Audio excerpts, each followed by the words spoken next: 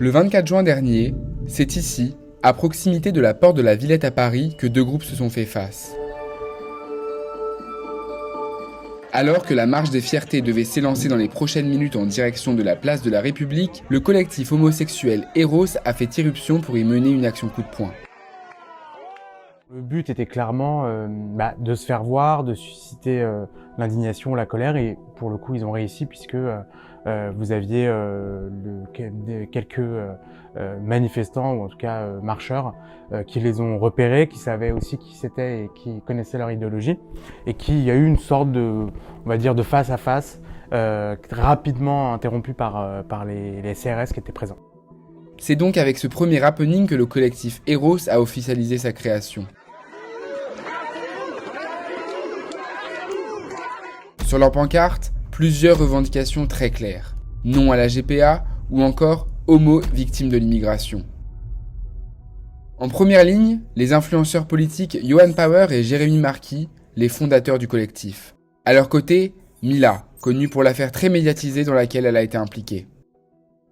Mila a-t-elle eu raison de s'exprimer? C'est vrai que ça fait énormément parler puisque tout a commencé par cette vidéo tournée en direct le samedi 18 janvier. Il y a que de la haine là-dedans, l'islam, c'est ce que j'en pense, moi, je dis ce que je pense, putain. Elle finira même enfarinée. Yohan Power, actuel président d'Eros, est connu pour ses propos virulents sur son compte X.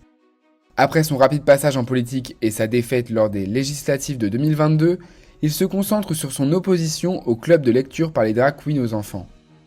En plus de quelques happenings... Franchement, c'est une honte. C'est un homosexuel qui vous le dit. Franchement, lire des histoires dans un look de sorcière non binaire devant des enfants, ils comprennent même pas, les pauvres. Il accorde plusieurs interviews à de nombreux médias, tous à la ligne éditoriale orientée à l'extrême droite.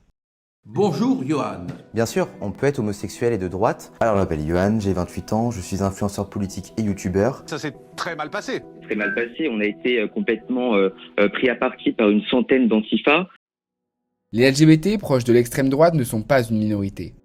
En 2022, Tétu a récolté les intentions de vote pour la prochaine présidentielle. Ce sondage a révélé que 28% des électeurs LGBTQI+, avaient pour intention de voter pour Marine Le Pen ou pour Éric Zemmour. Il y a peut-être aussi un manquement d'histoire des luttes, parce que la plupart des personnes, et ça on le voit au sein de notre association, on n'est pas sur le même niveau de connaissance au niveau de l'histoire des luttes. Pour moi, c'est surtout une question de classe, d'histoire, de vécu, d'éducation, et l'orientation sexuelle ne définit pas forcément un parti politique.